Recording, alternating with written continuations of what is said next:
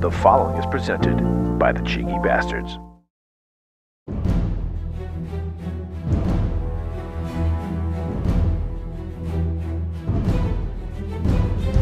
Brace for impact, buckeroos, because your skulls are about to take a gargantuan blast of action-packed jackassery to the fucking ear holes. And audio exposure so mind-numbing extreme protective headwear should be mandatory to listen to this level of inane horseshit. So lock and load, buttercups, and prepare your tiny minds for your monthly assault of grade A action movie mayhem, filled with enough high-octane carnage, insane shootouts, and nose-busting fisticuffs that Michael Bay himself would weep like the little product placement bitch that he is. Now duck and cover, my little cupcakes, because it's time for the Men of Action podcast, a show packed with enough testosterone-filled bravado it could take down a small nation.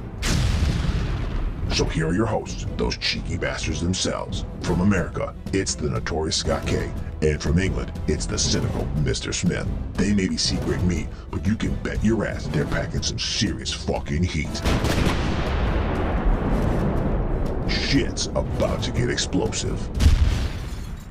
Heidi ho, you slack-jawed sons of bitches, and welcome to the Cheeky Bastards Are the Men of Action podcast. I'm the notorious Scott K. Hey, you fucking mooks, this is Steve, a.k.a. Mr. Smith over here. And we will be your cantankerous, opinionated host on this monthly action-filled quest where we pit two kick-ass action films from an action star or action director's catalog against one another in a no-holds-barred battle to the death to see which one truly reigns supreme over here. On tap for you this fucking month is a Steven Seagal Slap Fight to see which Seagal, Ponytail or no Ponytail, is in fact the deadliest. But before we pop out of a cake and smash some friggin' jumokes in the face with a friggin' cue ball, it is my pleasure to welcome in my curmudgeonly co-host, Mr. Steve fucking Smith. Welcome in, Mr. Smith. When they listen to us, it's April. We're recording in March.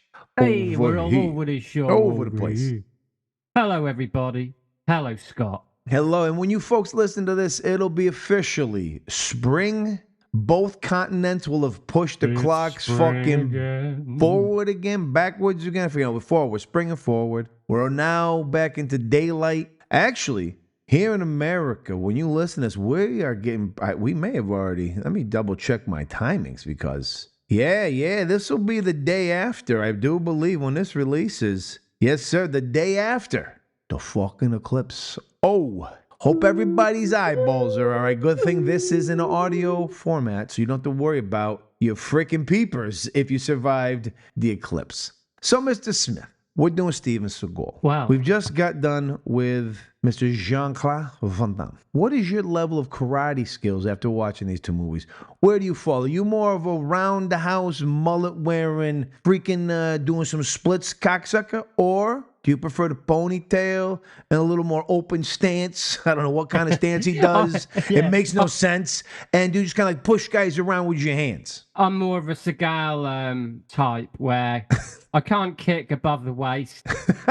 But, you know, give me a snooker cue and I'll fuck some fucking mooks up over here. As we'll get into, I don't know what stance he does. He waves his arms around a lot, He just kind of stands there like, oh, like he's like a matador and a peacock. He's like, oh, you fucking guy. Not to get too far ahead, but he looks like he's, you know what? Imagine if a guy who tosses pizzas just drops his arms a little bit parallel. He's like, I'm going to pizza your fucking face. Well, I did like his, I'm not going to get too far ahead, obviously. We've got much to discuss before we get to with Mr. Seagal. But I don't know about you. I did like his beret in Out for Justice. What are you laughing at? We'll get into What are you laughing at? Speaking of beret, do you ever wear a ponytail with or without a beret? You piece of shit over there. You fucking... You cocksucker. Anywho, let's get to. We'll get hey, to did you ever later. wear a ponytail? You ever? Because you had long hair. Ponytail? You didn't do the mullet. Did you do the ponytail? No. I went fucking. I committed. But did you grease back? Did you do the grease back ponytail? Oh, mate, I didn't grease it, but I had a ponytail down in my fucking ass over here. Oh. The 90s. I'm doing my best to look like a fucking drug dealer, like everyone else in the early 90s. Again, I never had a mullet or a ponytail. My hair was never going to grow in a way that was going to allow me to have a ponytail. So I got curly hair. My last name in German means coarse hair. So you can see it in the beard. This head of hair wasn't doing shit when I had it. No, so. I had a better chance at a Jerry curl than I did at a ponytail. You know, like early to mid-90s, the ponytail was a very fashionable British thing where we were all looking like fucking drug dealers and Armenian gun runners, you know. Or maybe a couple of jerk-offs who made Doc. You know what I'm saying? Well, here. you know, if you wanted to you look go like a couple there. of Doc workers That's always you with the there. homoeroticism. I don't know what to. Well, I do know what to say to that, but you do. maybe another day. You fucking mook. You piece of shit. We're not here to talk about hairstyles. This isn't the Cheeky Bastards hairstyle. This is got to be a bonus episode. Oh, the last 2 episodes have definitely. Fucking, we got moist mullets, and now we got a guy with a fucking slick back ponytail. Hey. And over here, we're ready. But Let's do this. First, since we're in such a jovial mood to kick off spring, and hopefully those of you in America who blinded yourself by staring up at the sun while it was eclipsed yesterday, we're gonna give you our recommendations for April of 2024. It's time for the Cheeky Basterds monthly movie or show recommendations.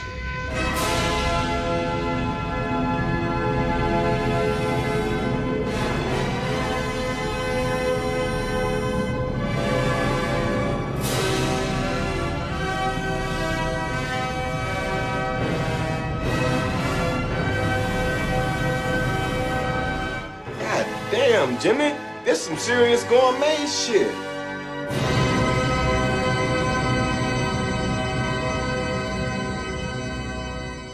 And for me, my recommendation for this month is Land of Bad from 2024. A U.S. Army Special Forces unit is ambushed during a mission to retrieve an intelligence asset, and their only remaining hope lies in a remote Air Force drone operator assisting them through a brutal 48-hour battle for survival. Starring Liam Hemsworth and Russell Crowe, Land of Bad is a refreshing and captivating indie gem that delivers a powerful punch with its raw storytelling and authentic performances. What keeps this flick, unfortunately, from soaring alongside the lights of Lone Survivor or Black Hawk Down is its blatant pro-American military cheerleading and its painfully predictable climax. However, what makes this film sing is its gut-wrenching brutal violence and standout turns from Liam Hemsworth and Russell Crowe. Hemsworth flexes his action hero chops, proving he's a force to be reckoned with, just like his brother, Chris, a.k.a. motherfucking Thor. Ooh. While Crowe delivers a performance that is a long overdue reminder of his raw talent. Now, when I say the violence is brutal, I mean fucking brutal. And what makes it so impactful is it's very realistic as well. Sure, the ending is predictable, but the fucking ride more than makes up for it. I'm not sure if it's out over there where you are, Mr. Smith, yet. It's one of those movies. It's February when I went to see it. You know, came out before. Now Dune is out everywhere, or as you guys call it, June, because you don't pronounce your D's. Hey. June 2 is out. June is out now, and obviously, you know, it's going to take over the megaplex like Oppenheimer did. So this is that lull. You know, you watch a movie in the lull. So I say, you know what? I want to go see Land of the Bad. I was off. We had a break over here for school. Went to see it. And I was impressed. Now, it's a very, you know, rah-rah, shish kebab, America's always win. So, you know, I mean, the ending, I think we know there's no stakes for, you know, there's stakes, but, you know, not everyone makes it home, but you're pretty sure some of the stars are making it home. You know what I mean? You're not like, oh, is everyone going to die? Is this Wake Island? But the violence in it is surprisingly brutal and surprisingly realistic. There's torture. Like, it's just a brutal, brutal movie. Very, very well executed. Russell Crowe's fantastic in it. And Liam Hemsworth. I've seen a couple of his movies now. I've seen a movie called Arkansas and this movie, and he has been very impressive in both as being, you know, he comes from a family of brothers who are good actors. His other brothers in this film, the older brother who many may know from the TV show Westworld. He was in Westworld. So the Hemsworths can fucking act. And if I'm honest, Chris is a pretty boy. He does good as a Thor, but the other two here, I'm just saying, they're starting up their game. Chris had better put down the fucking hammer and start you know what I mean? Start doing some other things. Maybe grow a ponytail, grab a cue ball. I don't know. But yes, I highly suggest all of you, if you get a chance, you know, you're bored, nothing else is going on. It'll probably be on streaming soon, but Land of Bad is worth a viewing. It's really, really well done. This is certified gourmet. Well, I will check it. I mean, any film, to be quite honest with you, any film with Russell Crowe, I'm there. I mean, as it's been well documented by now, Russell Crowe's a fan of the podcast. So, Oh my God, yeah, he's so Mr. Crowe. We appreciate your patronage, Yeah, thank you. Yeah, and you did a fantastic job here. Like I say, anything with Russell Crowe in it, I'm there. Well, you're going to be very, very happy with this performance. Yeah, no, when you mentioned this film to me, I thought I hadn't heard of it, but now that does ring a bell. I think I did see the trailer, so I will be checking it out on your recommendation, sir. And Mr. Smith, what is your recommendation for April 2024 here in spring? Well, this is a pretty dark movie, hence the title, Out of Darkness, from 2022, directed by Andrew Cumming. It's a British movie funded by the BFI, set 45,000 years ago in the Paleolithic era. I'm sure you're familiar with. Yeah, oh yeah. What an era. What an era, the golden era we call it. 6 humans arrive on the shores of an unknown land in search of a better life. Group leader Adem, his pregnant mate Ave, his younger brother Gear, his 11-year-old son Heron. Also with them are Baya, a young stray female, and an elderly male named Odal. There they encounter a malevolent, mystical being and are hunted down one by one. Now, it's kind of a cross between Predator-Prey vibes and any number of slasher monster movie type things. Out of Darkness operates on the theory of what we don't see being far more scarier than what we do see. Barely visible threats lurking in the mist and eerie noises coming from all directions. On top of that, a pulse-pounding and scary as hell soundtrack adds to the intensity and fears of the protagonists. Now, it doesn't quite live up to its promise. It gives us a more realistic explanation rather than anything fantastical or supernatural. But nevertheless, it is worth a watch. And director Andrew Cumming is certainly a visionary director worth keeping tabs on. This is certified gourmet. It's kind of one of those movies it's bound to be on streaming already by now, I'd imagine. Well, interesting what you're saying is that actually was released here in America last month in the theaters.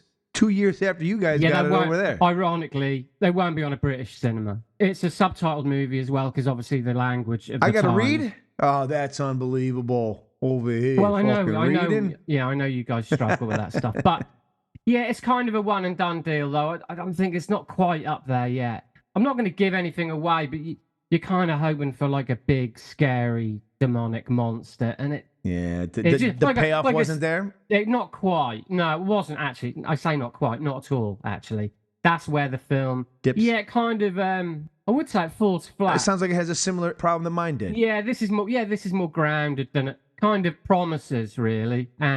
But I mean, the soundtrack just scared the fuck out of me at certain points. That was just really loud and in your face, and it's minimalist for the most part. All the performances are great. It's got its fair share of got some blood and guts in it.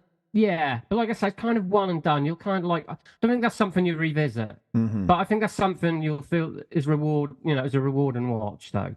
So that's my recommendation for this month. I'll have to give it a check it out. Yeah, it's interesting that it came out 2 years ago over where you are and didn't hit here till 2 years later. So who knows? Like I say, that probably, ironically, for a film funded by the BFI, British movie, that's probably not even going to play on theatres in the UK.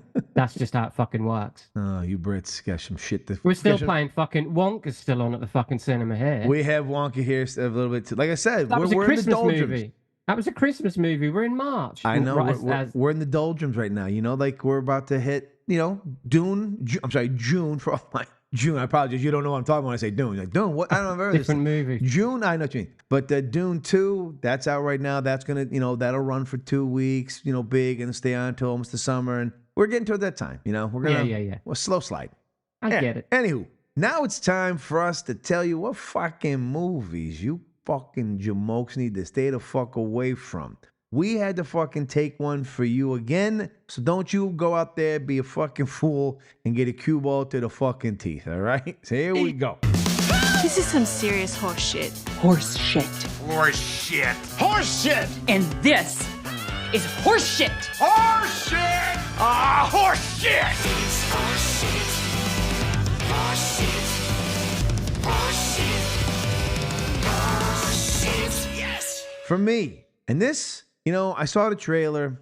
I wasn't 100% sure, but I saw that Ethan Coen had stepped away from his brother. I don't know if they had some kind of argument or something, but they'd stopped working together for a little bit. And Ethan was going out on his own, and he and his wife had got a movie together. And the trailer looked a little quirky and kind of like their old school stuff. And I was like, oh, you know what? I'm going to give Ethan a shot. We're going to go see Drive Away Dolls. Well, I needed a cue ball to the fucking teeth for this, all right? This movie was garbage. Drive Away Dolls from 2024. Jamie, an unfaithful gay woman, regrets her breakup with her cop girlfriend, while Marion, her uptight lesbian friend, needs to relax. So, in search of a fresh start, they both embark on an unexpected road trip to where else? Tallahassee, Florida. Because who doesn't want to go to fucking Tallahassee, Florida? That would have been my guess. Exactly. I'm sure a big gay community, Tallahassee, Florida. Things quickly go awry when they cross paths with a group of inept criminals who are trying to transport a case full of valuable merchandise to a shady government official. Those who've seen the movie will understand what I'm about to say, but this movie is a sleigh ride into mediocrity. Not sure if this film is the empowering lesbian road trip movie Ethan Coen and his co-writer wife, Trisha Cook, believe it to be. They have basically just combined the plot of every 90s male road trip movie with a frat boys girl-on-girl Pornhub search history, and then tried to pass it off as some high art, empowering gay movie by making the leads, played by Margaret Qualley of Once Upon a Time in Hollywood fame, and Geraldine, apologize, I'm going to definitely butcher this last name, Viswanthanan? Actually, Viswanathan. That's what it sounds like. I don't know. Did you just make that up? Geraldine V of Cockblockers fame. As lipstick lesbians who spout quirky Coen dialogue. Ethan Coen will be better off sticking to writing with his brother, and his wife Trisha would be better off if she just stuck to fucking editing, because their little exercise in marital collaboration is just a huge pile of pretentious horseshit that does nothing for LGBTQ cinema or the Coen legacy. Stay the fuck away from it at all fucking costs. This is certified horseshit. And here's what I mean by when I said this stuff, all right? One, his wife isn't gay. Clearly, he's not gay because I said his wife. So when I wasn't talking about, so Ethan and Steve, it's Ethan and Trisha here. Steve? What? Yeah, exactly. Where did that come from? So Coen Cook here was not a good idea, but it's basically a road trip movie. Margaret Qualley plays this, quick-talking lesbian who really is more of a guy. I don't mean that like she's like in a transitional period. It is as if this part was written for a guy in a 90s movie because she's trying to fuck everything that fucking walks. And then they bring this other uptight girl together, which of course at the end, oh, spoiler alert, they become friends. They're not more than friends now. Bada bing, bada boom. The case that they're transporting, that they accidentally get because they kill a guy for this case. This case goes in the back of a car. Someone's supposed to pick up this vehicle and drive it to Tallahassee, Florida. Lo and behold, these two girls just happen to show up 5 minutes after this guy gets the phone call about it saying, we're going to Tallahassee, Florida. It's like, oh, whoopsie doopsie. That's what a quinky dink. And so they drive, and everyone's trying to chase them down, blah, blah, blah. In this case, and this is where I got the, because there's some girl-on-girl sex scene in here, but it's the kind of girl-on-girl sex scene that you expect from a Pornhub search. Like, it's, it's not like you're getting the real stuff here. The case is full of, you've ever heard of plaster casts? So Miley Cyrus shows up in this film for no reason. She is a woman who back in the 70s plaster casted 5 gentlemen's dicks.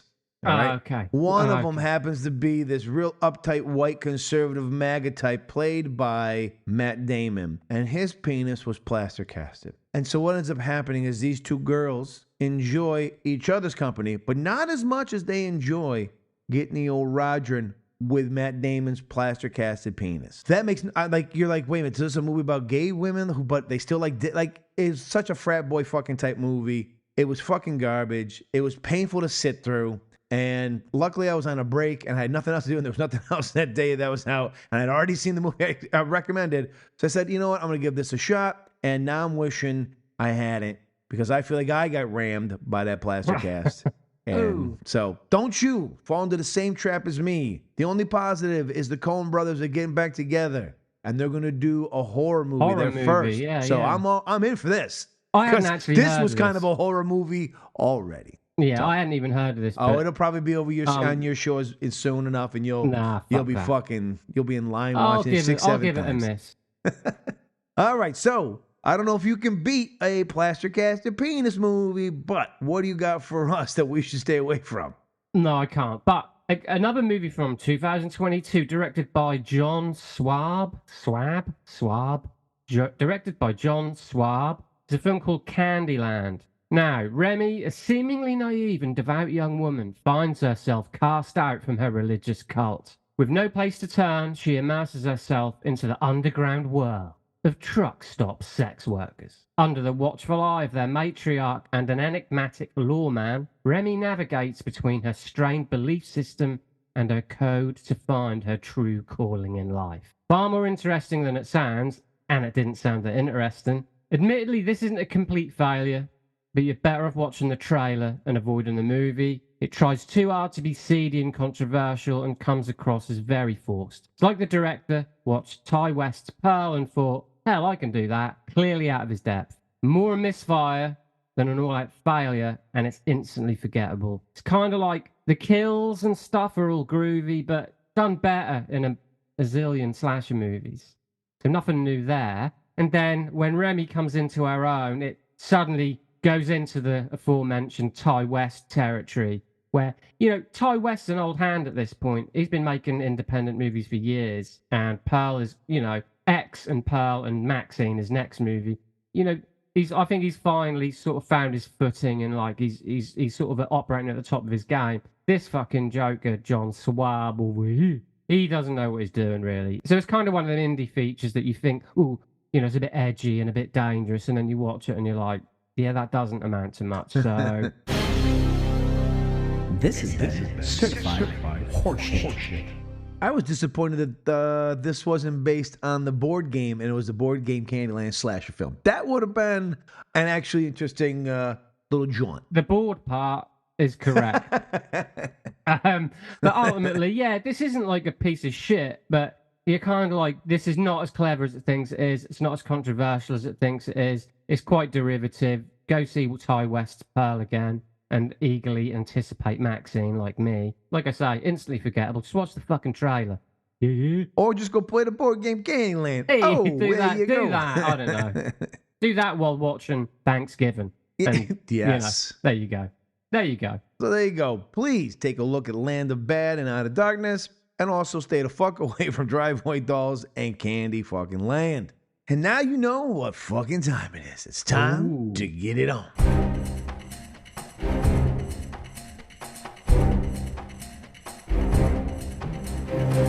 And now the moment you've all been waiting for, our Seagal Slap Fight main event. In the red corner is the 1991 action crime film Out for Justice, and in the blue corner it's the 1992 action thriller Under Siege. So get ready for a no-holds-barred, head-to-head collision of two Seagal action movie stalwarts. Two movies enter, only one movie leaves. It's time for the Men of Action movie face-off. Let's get ready to rumble!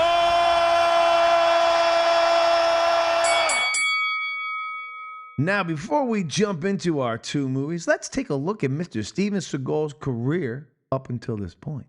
Now, obviously, our first film we'll be talking about is Out for Justice, which came out in 1991. And our second film will be Under Siege in 1992. And believe it or not, although we have somehow the last 3 episodes, or 4 episodes in a row, have picked movies that actually are butted up next to each other. They literally follow each other. I don't know if that's an intentional thing or we just got lucky. But once again, these two films come out one after the other. So, the two films that dropped before Out for Justice are 1990's Hard to Kill and 1990's Marked for Death. And then the two films that followed 1992's Under Siege are, of course, 1994's On Deadly Ground and 1995's Under Siege 2, Dark Territory. So those are our 4 films that precede these two. And, you know, I think I've seen... I want to say On Deadly Ground was my exit point. I you know, like I said, we talked about it with Mr. Van Damme. Those late 80s, early 90s movies, it's still, you know, you're still kind of like on that fence. Like, we're starting to get towards more of the 90s cinema that it would become. Yes. You know, it was just like the music scene. Yeah, 90s, still playing 80s them hair same metal games. still had some power in the early 90s, but would die when grunge finally took full hold. And this is similar. These action movies still had some power in the early 90s, and as soon as the independent movie came, those things were fucking gone, which is why both Seagal and Van Damme find themselves doing the same shit in movie after fucking movie. I mean, you think Bruce Willis done a lot of direct-to-movie. Jesus Christ. I don't think he's gotten anything on these two clowns. But those are our 4 movies that came in. I don't know that I remember seeing Under Siege 2. I saw the box just the other day. I was looking these up, and it was on a train. Yes, so correct, I thought, yeah. instantly I thought, is that like Speed 2? Did they just like go, you know what? We're going to do this on something that makes no fucking sense. I don't think he's in the military anymore. I think he's retired at this point or whatever. Honestly, I don't remember the film. He's on the train with his daughter, and you can pretty much, Yeah, it's Die Hard on a train. Yeah. It's Under Siege on a train. I mean, who needs it? Well, that will bring us to our showdown. It's time for the tale of the tape. Out for Justice was written by David Lee Henry and directed by John Flynn, starring Steven Seagal, William Forsythe, Jerry Orbach, Joe Ciampa, Juliana Margulies, and Gina Gershon. Made on a budget of $14 million and grossing $39.6 million at the box office. It holds a 6.1 rating on IMDb and a 23 critics and 53 audience score on Rotten Tomatoes. On Letterboxd, Steve gives us 3.5 stars, while Scott gives it 2.5 stars. When his partner is executed in broad daylight by a psychotic mafia enforcer, veteran Brooklyn detective Gino Felino vows to get revenge. But is this unstoppable detective prepared to face the truth and pay the price of blood in Warner Brothers Out for Justice? It's miles from civilization, Give me the arm, what? but just one subway stop from Manhattan, Hey, you want a party? Brooklyn. They were friends, Ever since we was little. born on these streets. One of us, family.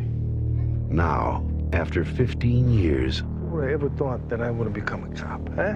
they will play cops and robbers one more time. But this time, Richie got out of the car and just stepped up, bang. it's no game. 3 of his crew were with him. Steven Seagal, I know this guy better than anybody else. I know the neighborhood better than anybody else. out for justice. I'm gonna keep coming back until somebody remembers seeing Richie. You know our ways. He must be dealt with by us. Over here, Sal. Get in the car! I'll find this guy before you do. You know what I'm gonna do. See, you still call me here like a girl. The body count's going up, Gino. I'm starting to get in a bad mood, Maybe it's like a mood swing, my hormones, I don't know. In this neighborhood, someone's got to take out the garbage. Steven Seagal, out for justice. Mr. Smith, what behind the scenes and trivia stuff do you have for us about 1991's Out for Fucking Justice? Okay. Well, I've got some groovy bits and bobs here. Okay, so Out for Justice, 1991. Directed by John Flynn, who also directed Rolling Thunder, Robert Duvall movie The Outfit, and the Sylvester Stallone, I guess, classic Lock Up, which is, not a bad little Stallone movie, actually. So, according to John Flynn, the original title was The Price of Our Blood, meaning mafia blood. That was the title that Steven Seagal and John Flynn wanted, but Warner Brothers said no. It has to be a 3-word title, like the other Steven Seagal films above: The Law, Hard to Kill, and Marked for Death. Steven Seagal cut some of William Forsythe's scenes because he felt Forsythe was upstaging him. He still upstages him. Also, Warner Brothers brought in editor Michael Elliott to re-edit the original cut of the movie so that it would be shorter and more profitable at the box office. Narrowly avoided an NC-17, the dreaded NC-17 rating, was actually cut by a minute for UK audiences, although on DVD it was released uncut. Very sensitive audience there in the UK. Very sensitive. Very sensitive. Not the audience. The audience one, the sensitive ones, is the fucking BBF motherfucking C over here. Anyway, John Flynn said, I really liked working with Bill Forsythe and Jenny Orbach and all those guys in the car who played the killers. But I didn't get along with Steven Seagal. He was always about an hour late for work and caused a lot of delays. Out for Justice is set in and predominantly shot in Brooklyn, New York. The rest was shot in and around the slums of South Central Los Angeles, in an area where old wooden buildings could pass for Brooklyn. I love this bit. Apparently on set, Steven Seagal claimed that due to his Aikido training, he was immune to being choked unconscious. Now, at some point, Gene LaBelle, who was a stunt coordinator for the movie, heard about this claim and gave Seagal the opportunity to prove it. He supposedly placed his arms around Seagal's neck, and once Seagal said go, he choked him into unconsciousness, and Seagal pissed and shat himself. Now, assistant director named Jerry Zeismer plays a part in Apocalypse Now. I think he's one of the kind of like bureaucrats who says to Martin Sheen, terminate Colonel Kurtz. Oh, yeah, at that little lunch where Harrison Ford's at too. Yep. Yeah, so he's an assistant director on the movie. The guy Steven Seagal fights in the bar with the sticks. Cues, they call them sticks, yeah. Is Dan? Well, the character of Sticks is played by Dan Inosanto, who was in Bruce Lee's Game of Death. You've got a bit part from reggae artist Ika Mouse. You've got, I wouldn't say cameo, but a walk-on from John Leguizamo. And I think that is it for minor cast members. I did think it's funny that one of the chicks in it is called Terry Malloy, which is Marlon Brando's character in On the Waterfront. And also Kane Hodder is in it, who played Jason Voorhees. So that's mainly it for bits and bobs. But there's a great review for this from Kathleen Maher of the Austin Chronicle. She gave the film 1.5 stars out of 5. And she said, I didn't care much for this movie. It's brutal and it's brutalizing. It seeks to make the audience an accomplice rather than a rational observer. Seagal is a fascinating hero. He's not slick. He's not handsome. He has a real strange dress sense.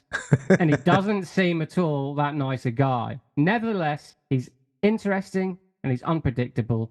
He gives me the creeps. There's very little good to say about this movie, but there's also surprisingly little bad either. So there you go.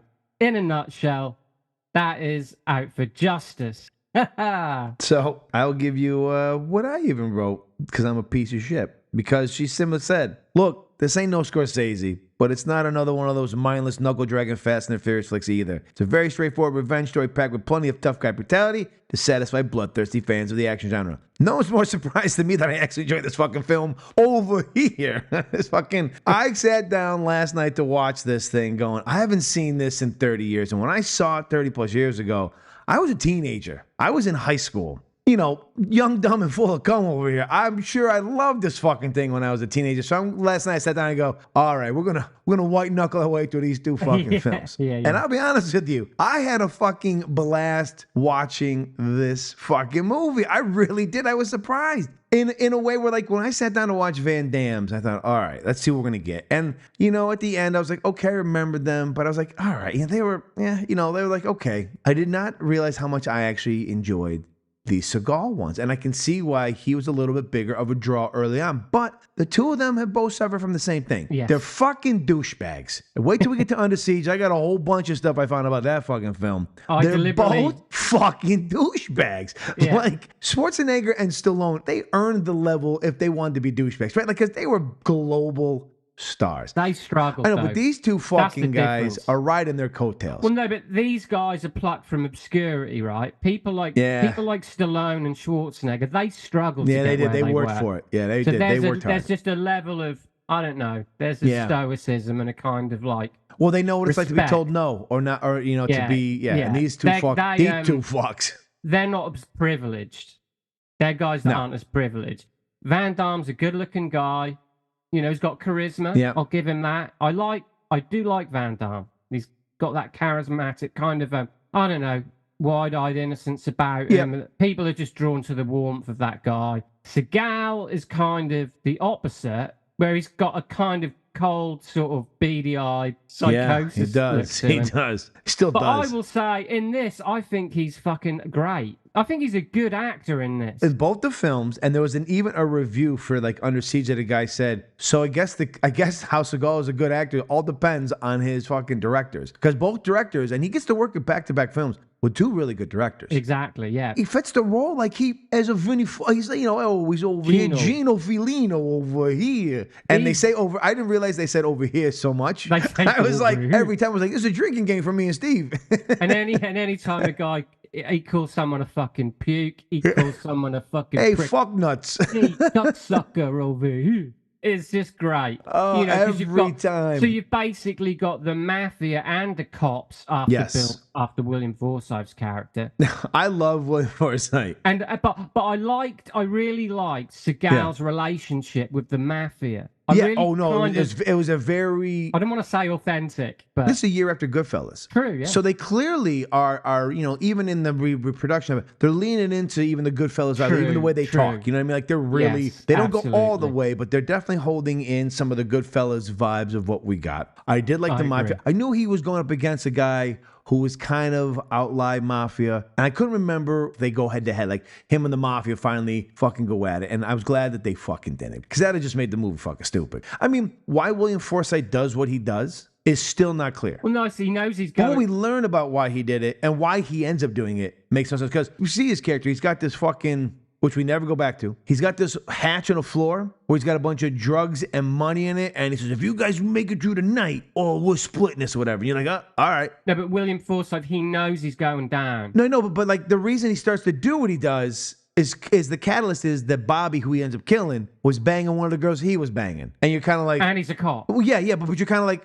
okay, but then he's got going toe to toe, like he's got some scores to settle. It's kind of like... No, but he's settling the scores because he knows the next day he's going to get arrested and he's going to go down. So he's just clearing up any mess before he gets locked up. I get it, but it's all very loose as to why any of that is happening. He's a fucking psychopath, drug addict, crackhead. He is. That's why he does what he does. I'm just saying that is it. I get it, but what I'm saying is it's very loose as far as like if you were to tell somebody, I got a gun to your head, why is William Forsythe flipping out? And you go, well, he's flipping out because let me explain he's a this to you. psychopathic crackhead. He knows he's going down the next morning, so he's settling all scores before he gets locked up. To me, that's fine. That's cut and dry. Quite simple, admittedly, but this is a B movie. Oh yes, but hey, we gotta be honest on this. But we can't. We're not over here to suck these movies' dicks. We're gonna suck them when we need to. We're not when we don't need to. And my only thing was, I love William Forsythe. I forget how good of an actor he really is. Well, he's one of them. He's one of them guys. I did put a note. Forsythe looks like a guy you hire to play a fake Italian mobster when no really Italian actors are available. But he is to play playing the role. a fake Italian. I know, but I'm saying like he's not like at least even Seagal we could believe is Gino Filino. He like really pours on the charm. Like Seagal should have played in more of these fucking gangster movies, because the positive to him over Van Damme is Van Damme makes sure his movies set up for him to do his splits, his roundhouse. Like they have to find a set way to him to show off what he does well in martial arts. Where really in this, where I think really brought a lot of my friends, I remember, to the side of Seagal over Van Damme was he seemed to fight in a more realistic style. Even though, as we talked earlier, his open stance of Aikido makes no sense. No. Like it's not even a fighting stance, but you do believe more of it. It's quicker. He's not looking to throw punches and kicks in either movie all the time. And he actually was more of an action-like star where, you know, like I believed in both films that, you know, he just happened to be a guy who knew some martial arts. Right. As opposed to his whole thing was that. Yeah. It's important to remember, though, Steven Seagal and Van Damme have never fought anyone. No, I know. It's important to know that they're like Jason Statham. They are movie karate. But Steven Seagal and Van Damme have studied martial arts and perfected martial arts to an extent, but they've never actually been in the ring and fought. Like I say, Jason Statham is more like they're just rehearsed very well. His fights are very well rehearsed, and he can really sell it theatrically. Mm-hmm. He's barely a martial artist. Steven Seagal and Van Damme are martial artists, but they've never fought professionally, you know, like a lot of people. So, but they're very good fights in Out for Justice, because he's a very economical fighter, isn't he? Yeah. Whereas in a Van Damme movie, you will get the kind of balletic kind of, you know, flamboyance of an old school martial art fight. Whereas with Seagal,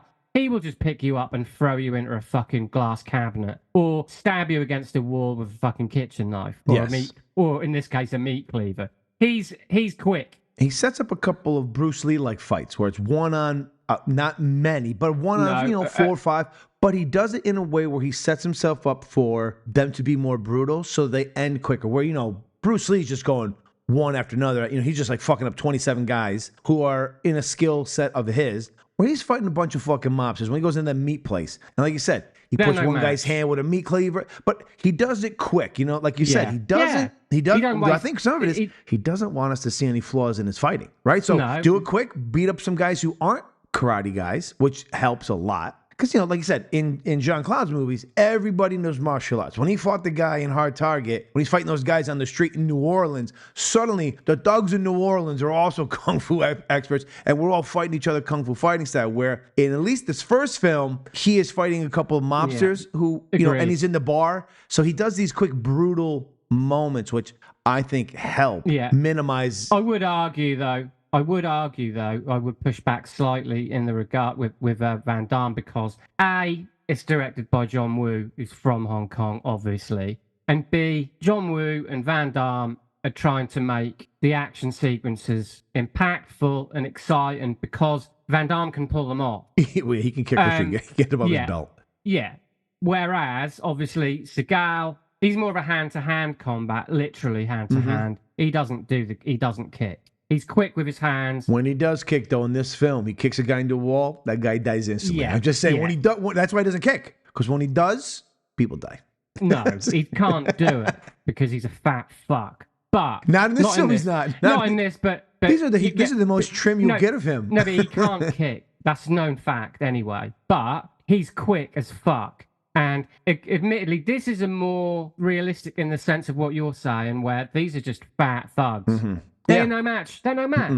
So don't waste the time suddenly with them all somersaulting off shop counters and fucking doing flying kicks. Yeah. Steven Seagal's just like, you're not a threat, so just give me the answers. Yeah. Because they're boneheads, they try and take him on. He just fucks them up, which is, in a sense, more realistic. He commands the scene. He commands these two films. He commands this movie a lot. To reiterate, he can fucking act as well. That was so surprising for me is, because look, we know who he's become. He's a fucking joke. And I think as we get into the other movies, and this is early 90s, so 30 years ago, he still said it, but he's become a joke since the mid-90s. He fell off. I've seen some of his expeditions where he's over in other countries and people attack him. He just throws him down. I'm like, come on. Come on. Someone punch him in the fucking throat. Come on. I could beat up him now. He is fat and slow. I will fuck him up. I will grab by that ponytail and punch him in the fucking throat. Him. Yeah, there's that too. But in this movie, he commands the scene. Like, I liked him a lot in this film. Me too. I mean, look, 80s and 90s movies, they love to promote brutality, police brutality, as long as it's a cop who's had a fucking enough of this shit. Like, it's crazy as we go back and see these movies. Like, I wonder why the cops in America are the way they are now. For 30 years, we want cops to beat up the perps. We don't care if it's right. We want to get answers. Beat these cocksuckers up. They're definitely guilty. Yeah. I mean, because of that opening scene, he blows an entire fucking raid. We don't even know what they're raiding because some pimp is beating up a girl. Yeah. And you're like, all right. Yeah, whatever. I mean, maybe that was his way of like, hey, ladies, look, I'm a sensitive. Yeah. He's like, if you watch my movies, you know I'm a sensitive guy. So if you see me on the streets, you know what I mean? I'm going to be here for you. I mean, shout out, obviously, got the Beastie Boys on the soundtrack. Great soundtrack. Soundtrack. And also, just the fact that you can tell it's filmed in New York. York. The funny thing is, 30 years ago, now Brooklyn is like homogenized. It's really, nothing like it. Yeah. Good or bad. Been gentrified, so yeah. I can't say enough about how much I was impressed with Steven Seagal and enjoying this fucking film. Yeah. I mean, he does the New York accent, not as good as we, that cocksucker. I almost sued these motherfuckers. First of all, you're saying our catchphrase over here. All right, you piece of shit. And you're gonna use our fucking voices? You're gonna cut us in? What's that check? Hey, what? You cocksucker. What am I, you fucking ponytail piece of shit. But the beret, when he shows up twice with the beret, I was like, what's the beret for? I was like, what's this fucking beret for? Makes no sense, but whatever. It's an affectation. It's fine with it or without it. You know, I'm glad he only had it on twice. No, but on throughout the whole movie. The thing about this film is, even though he's a cop, this is a revenge movie. This is a complete revenge film, and it's basically an old school New York kind of mafia-like thing where what happens in our neighborhood, we handle what's happening in our neighborhood. And that's Yeah, basically what you he's kill a doing. cop, you go- He's doing no police procedures. How you kill a cop? You've killed. Not only have you killed a cop, that cop was my friend, And I'm you gonna did it in fucking front of his kill you. family. Yeah, and so you are going fucking down, and he goes fucking down. But the opening bar scene, now I liked the meat shop scene because that was cool, but that bar scene, and that was the scene I always remember. I don't know the Seagal, the other movie's different because that one has a lot more action. This is kind of like the difference between when we did The Last Boy Scout and Black Rain. This feels more like a Black Rain because it's like a police procedural. Like he's fighting some people, but they're quicker scenes. Where in the other one, it's fucking Die Hard on a fucking boat. And we're at war with things. But when he walks into that bar, just the way he's commanding the fucking thing. Oh, you're a boxer? What the fuck you gonna do? Guy fucking hits him with the elbow, knocks him out. Like he is in command. That's his best scene of any of his movies that I can remember. Like he is on top form. So good that I thought because he's a prick, he threw it away. Like he could have been a really great action star. He really commands the scene. I think a lot of people will pass these movies who aren't fans of action because it's fucking Steven Seagal. And even myself went back into him last night with now the baggage of who Steven's become and 30 years down the road and going, oh man, these aren't going to be as good as I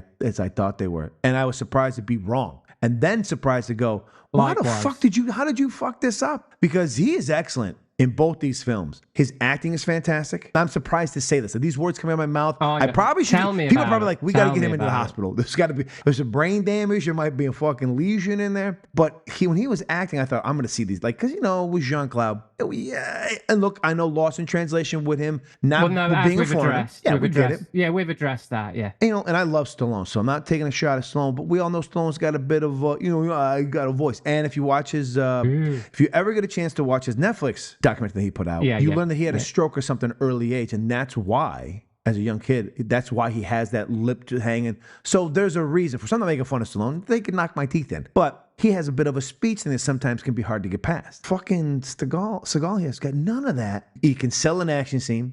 He sells a fight scene. He's believable in action moments. You believe everything he's doing. And he fucks it up. Like, fucking cautionary tale Tragic. here. Anyone out heading out into the fucking Hollywood slums to try to become an actor. Don't be this fucking guy. Holy shit. Because it was a fun fucking movie.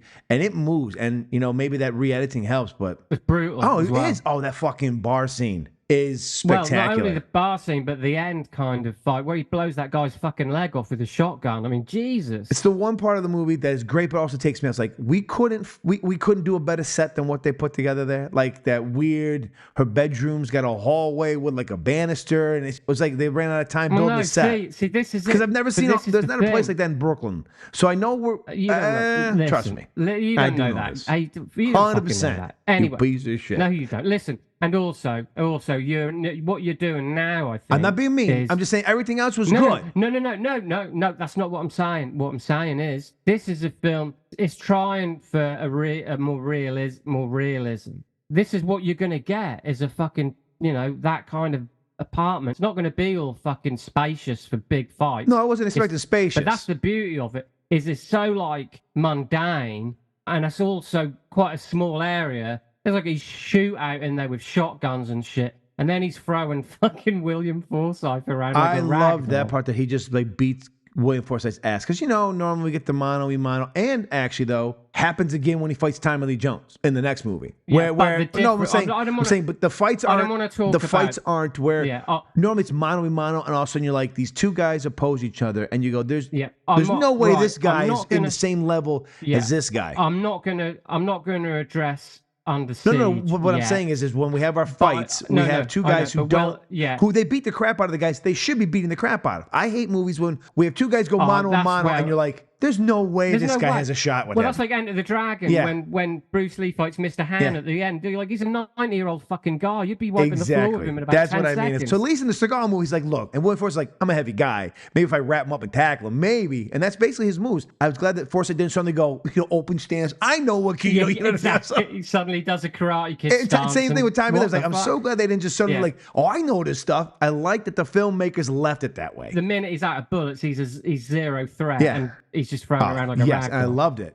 and then he gets a fucking corkscrew to the forehead. And I love the fact that after he's corkscrewed him in the head and killed him, he shoots him about 6 times with the mafia gun. And that's smart because no one else picks it up. You're the mafia guy though, but now he can go and say he killed him, but also we now can say he killed him. You know what I mean? Like he can now go, I didn't do it as a policeman. Mafia guy shot him. It wasn't me. So it was smart. Exactly. He got the street smarts over here. There's 2 great brutal scenes when he fucking cuts the guy's hand with the meat cleaver and then puts it into the wall. Fucking fantastic. And then he blows the guy's leg off with the shotgun. Yeah. Did he ever kill that guy though? Because he's, bitch, and then he goes around the corner and he makes his way to William Forsythe. But did we ever get that guy? Not that it doesn't matter, but like, because he was in a lot of pain, he was pissed off. But to be fair, he just had his leg blown off with a shotgun. He probably didn't make it.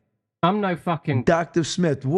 Can you give us your expert opinion on the level of trauma could he survive with the leg loss? But he's not there for that guy, is he? No. I was just saying because he does take care of everyone else. Like I couldn't remember if he went back. No, not really, because the mullet fucking biker, he just kicks into the wall. That's what I said.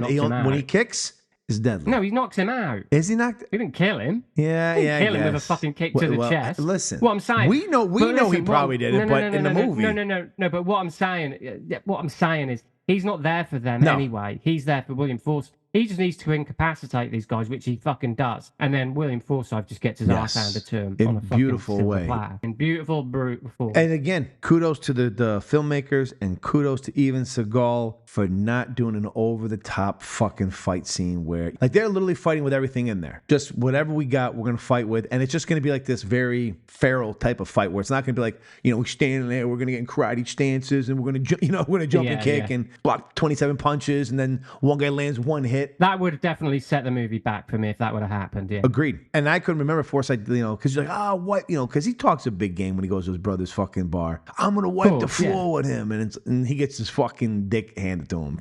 He's put his dick in the dirt real quick. But overall, I mean, we got a lot of Italian. We got a lot over here, a bunch of New Yorker stuff going on. He says over here like 100 times. Every time he did that, I thought, we're owed money. We're owed money. Those sons of bitches owe us money. Piece of shit.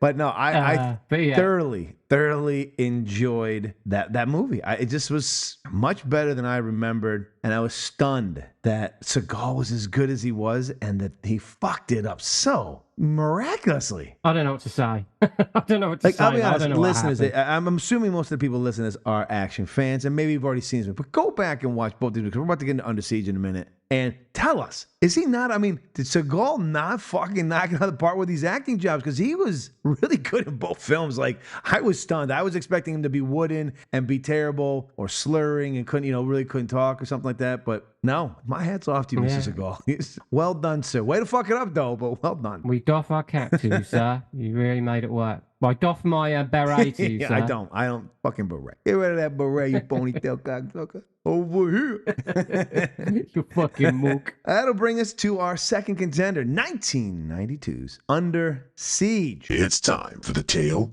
of the tape.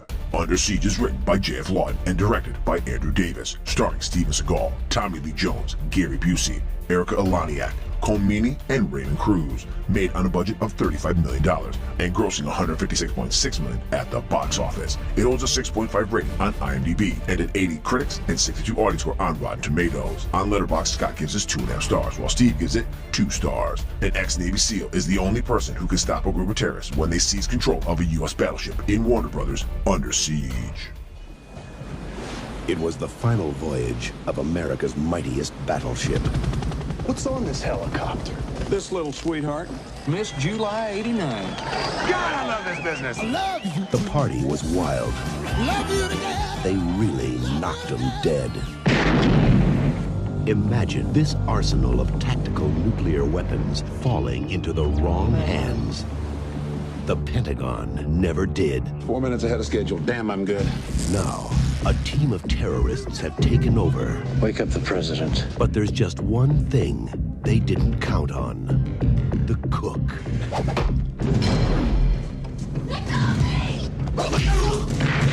Are you like some special forces guy or something? No, I'm just a cook. Oh my God, we're gonna die. This is not the work of a cook. I want you to coordinate your efforts with us. Yes, sir. I see that you completely disobeyed my orders. Roger that. Ryback is an ex-SEAL. Expert in martial arts. Explosives. Weapons and tactics. I also cook. The Nimitz is tracking 2 Tomahawks just launched from the Missouri. Where are they headed? Honolulu. Happy trails. Steven Seagal. I know you, don't I? Tommy Lee Jones. Been a long time. I'll see you in hell, sailor boy. Under Siege.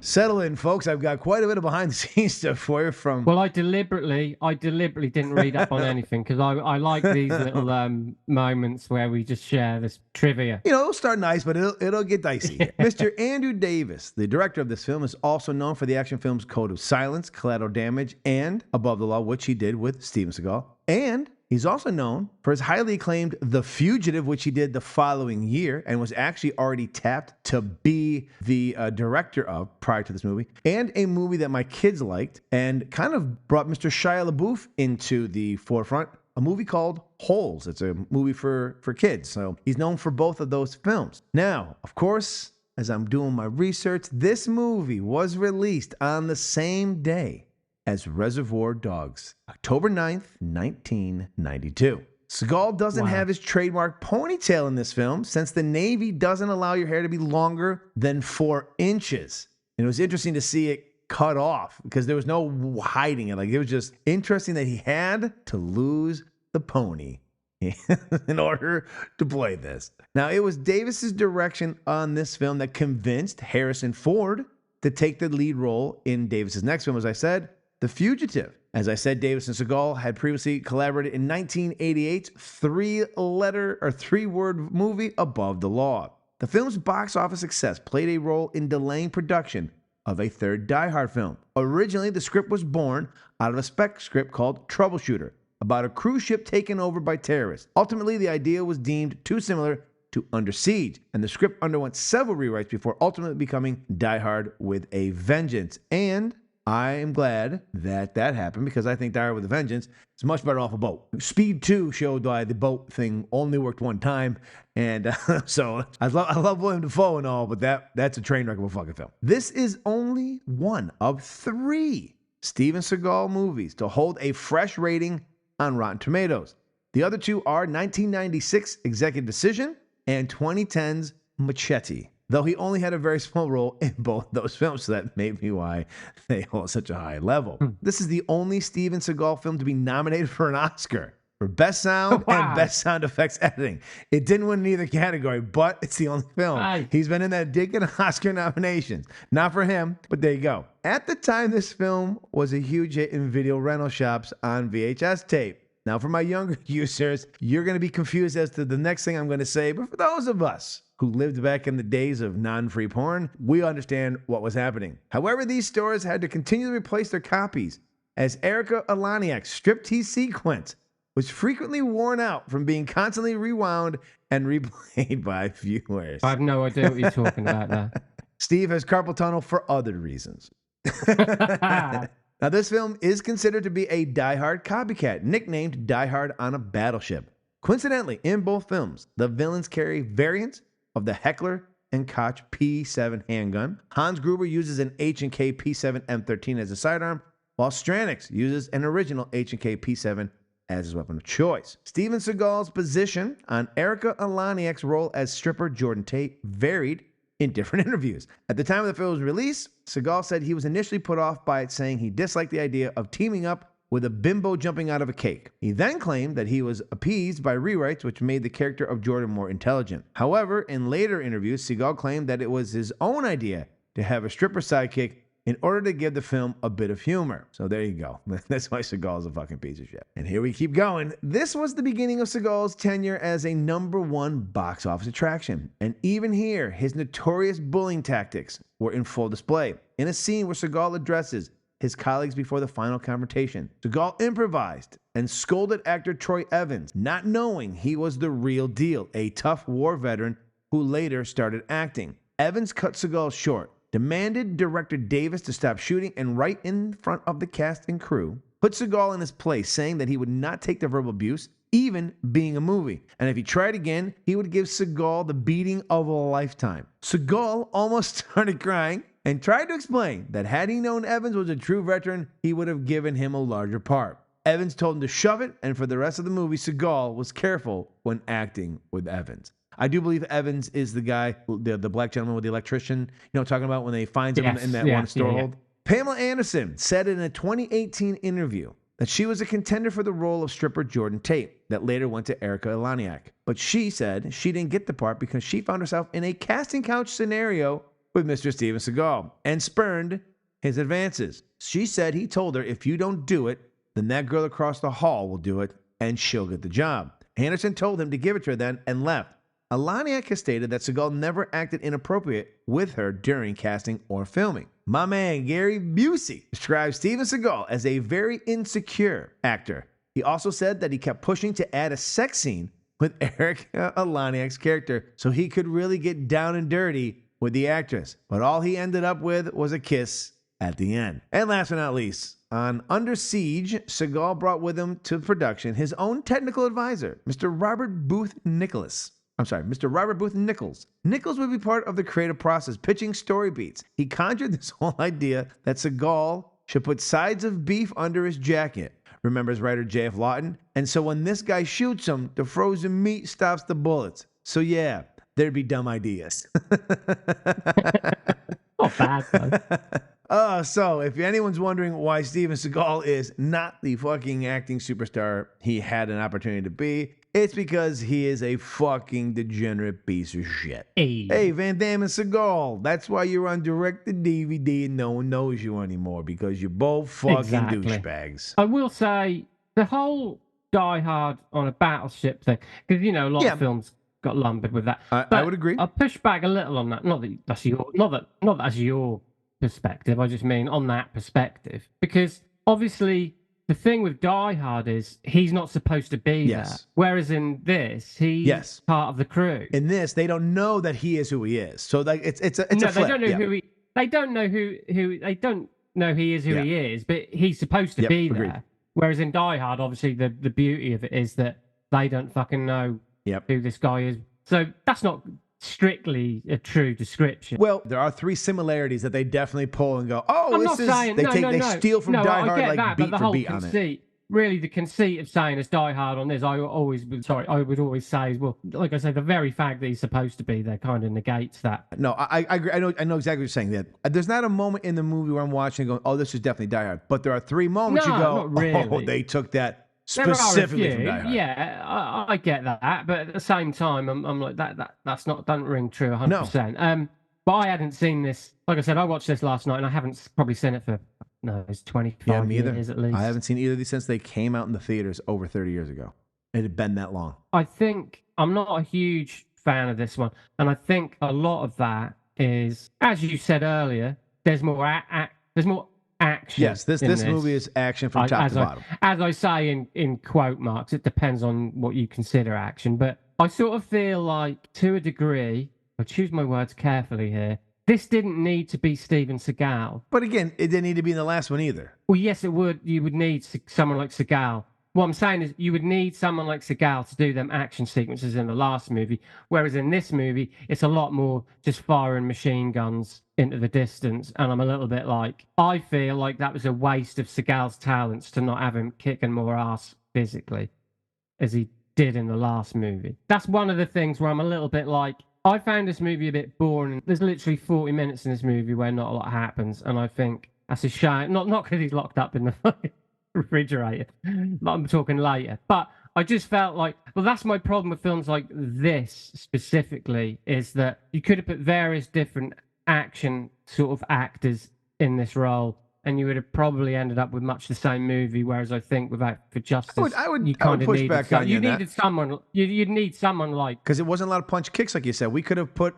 I mean, it could have been a Stallone in Out for Justice. I mean, obviously, wouldn't the voice? No, I'm saying you'd still have had a film, but Stallone couldn't have done the shit that Seagal was doing in Out for Justice. No one will would have had that sort of speed or agility that he had for True, them brief but they just would have changed up what the fight scenes would have been. Well, no, but you could say but then you could say that about any No, film. that's what I'm saying. Like, I'm talking about the film we've got, not about the film that could have been if someone else was in it. Whereas with this, you could literally just hand that machine gun to another actor, and you would have literally the same outcome. Yeah, but I think at the time, in essence, a Bruce Willis like knockoff-ish.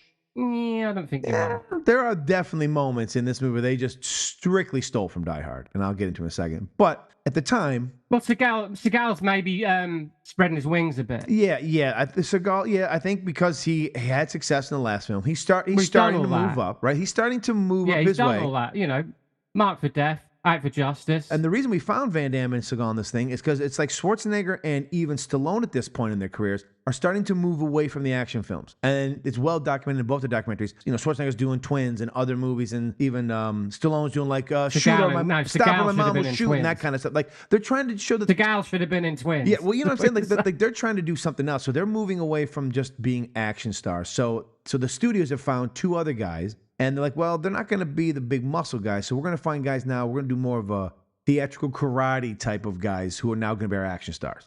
Because obviously our big guys are starting to move. And even the shift in the films are starting to move right there. Yeah. So I think he is the perfect guy at the time because there's no one else who's going to take the role of this. Because, you know, some people in the industry probably would have been like, so you want me to try to do a Bruce Willis movie without Bruce Willis being in it? Basically, you want me to be John McClane, but in the Navy kind of thing. And he pulls it off, I think, just as well as he did the last film. He's got the charisma. Even when he's having the back and forth with the guy being locked in, like, there was just something about these two movies where Seagal was just like fucking on point. You know, like there wasn't a moment where I thought, he's not this character. Now there's some cheesy moments at the end, and I don't know if I blame him or I blame whoever fucking, I would blame Adams here for this direction. But the three moments that they steal specifically from Die Hard, they don't even try. It starts early.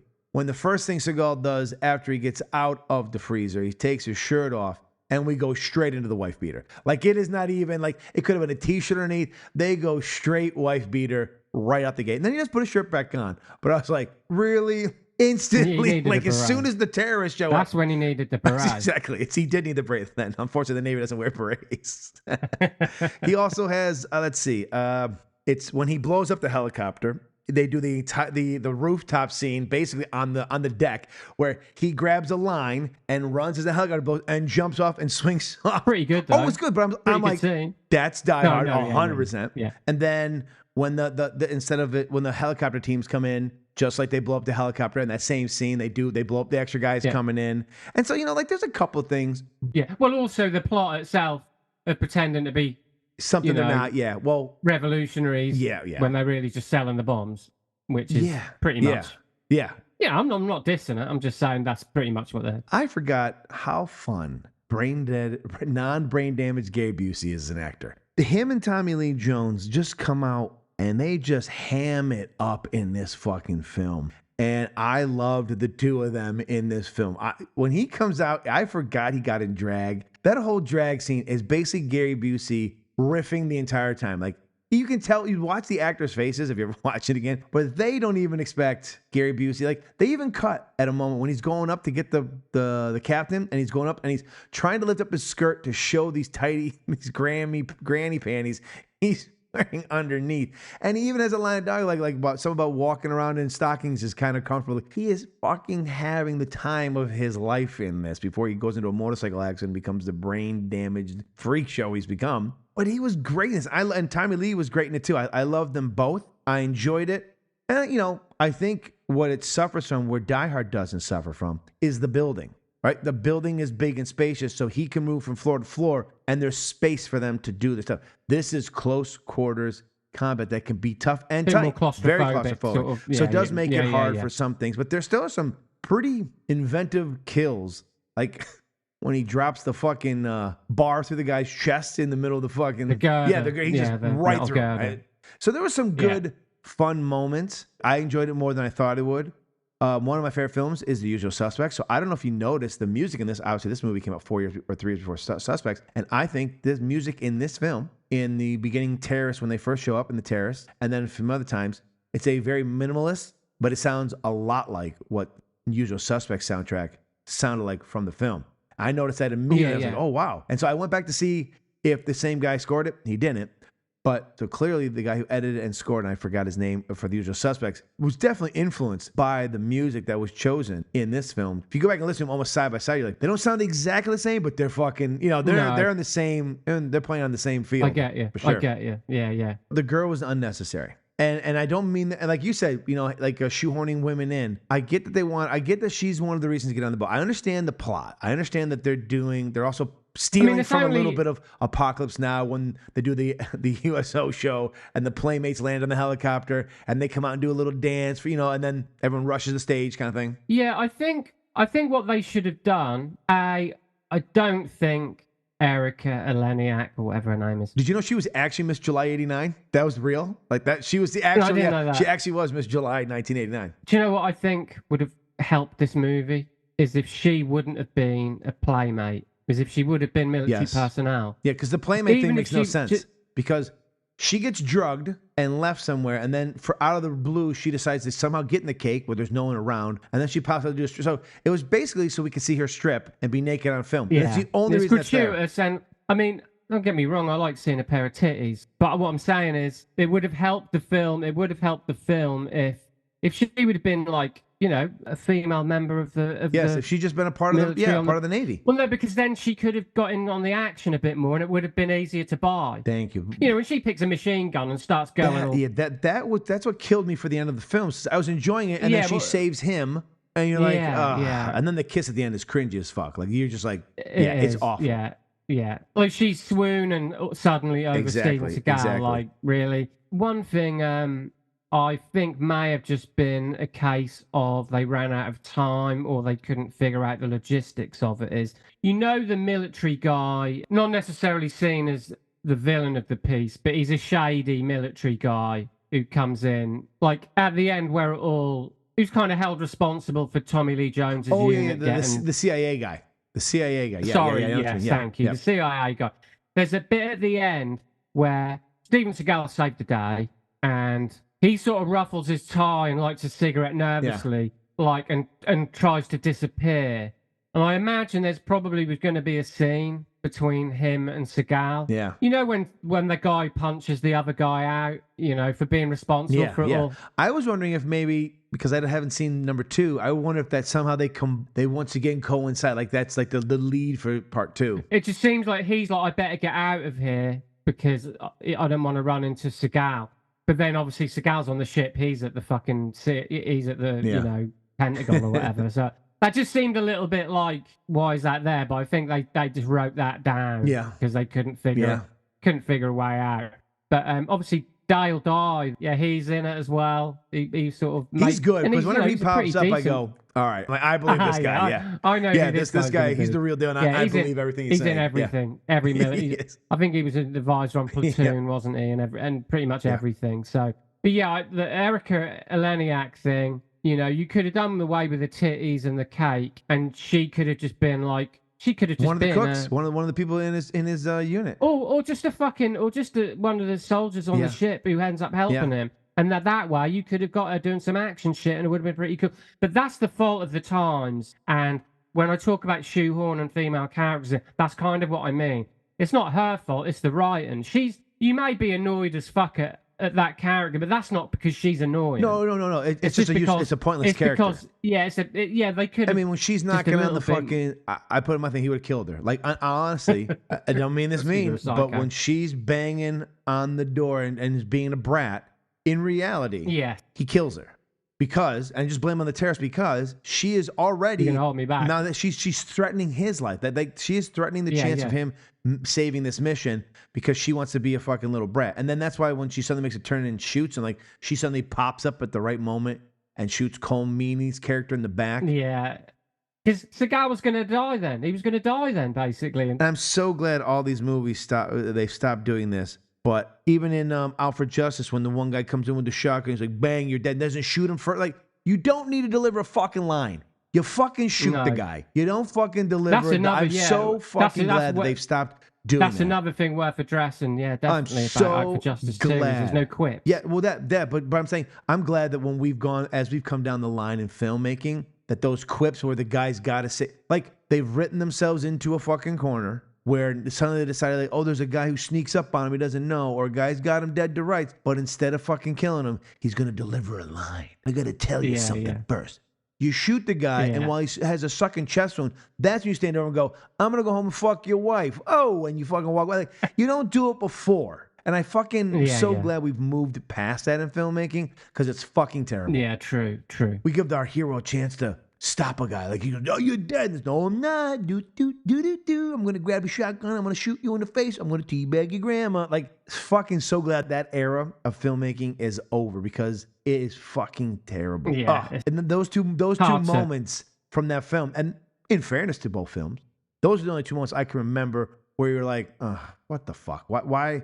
You just fucking do it. You know what I mean? Like, bang, you hit him with a shotgun, and as he's bleeding, you go, oh, is your wife still upstairs? Guess what's about to happen? You know what I mean? That's when you deliver the line, when you've killed the guy. You don't fucking talk to him first. Yeah. So I'm glad we've moved past both of that in filmmaking because, just fucking drove me crazy. Yeah. Overall, I did enjoy this film. I liked the action. It was claustrophobic.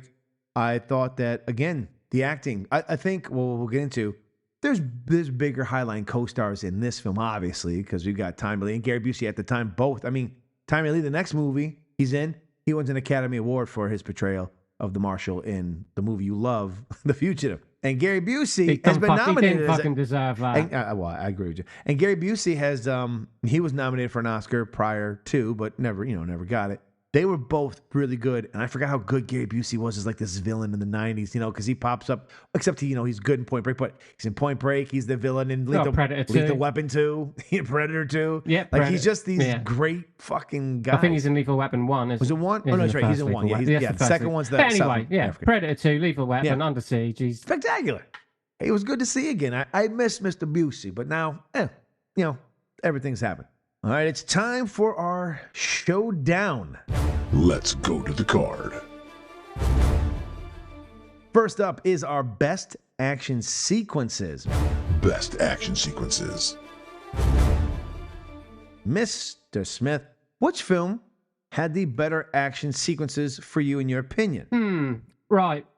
Firstly, I'm not the biggest fan of films like Under Siege in the sense of that kind of action is not my preferred form of action. Just machine guns firing left, right, and center at people, and just that kind of thing isn't big explosions. They've got limited appeal to me. So I think the action sequences for me are better in Out for Justice simply because they're more gritty and more violent. Like the action sequences in Out for Justice, in Under Siege, are, stellar, well handled, well shot. Like I say, that kind of action is a bit, I've seen it a million times. Whereas, like I say, I prefer violent action.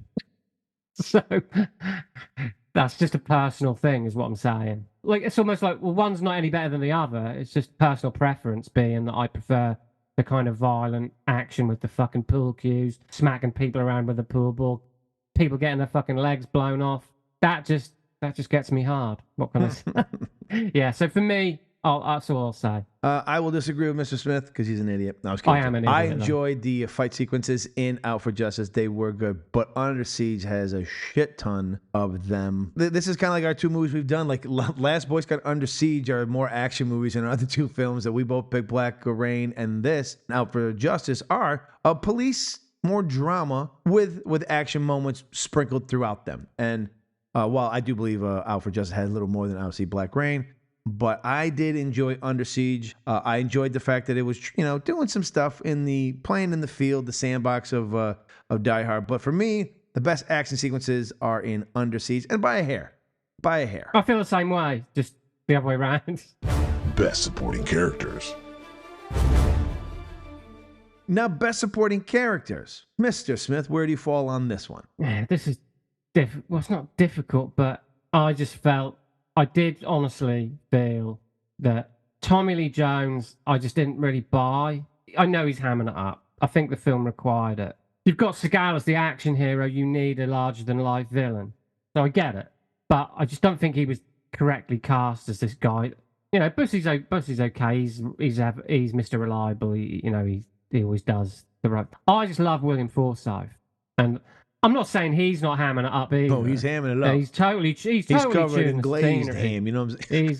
He's got a golden knife and fork, and he's chewing away at everything in sight. So don't get me wrong. I bought him more as a psychotic villain than I did Tommy Lee Jones. And one thing I thought was weird was like they were pretending early in the film. Tommy Lee Jones is pretending to be insane when he's talking to everyone at the Pentagon to sort of throw him off the scent of what they're really trying to do.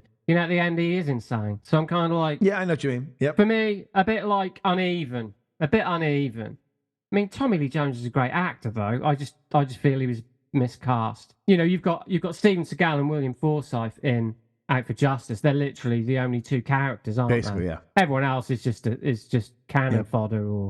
Whereas in Under Siege, you've got Gary Busey, you've got Tommy Lee Jones, you've got Erica Eleniak, and I don't feel any of them are as good as William Forsythe. I think what you think of Tommy Lee, I think of William Forsythe. I think he is a bit miscast as this unhinged, supposed to be Italian gangster guy. I love William Forsythe, but I didn't believe him at all. He just comes in yelling. He comes in like hot. You fucking beast. He's always yelling. He's always angry. He's a crackhead. He is. He's a crackhead, for sure.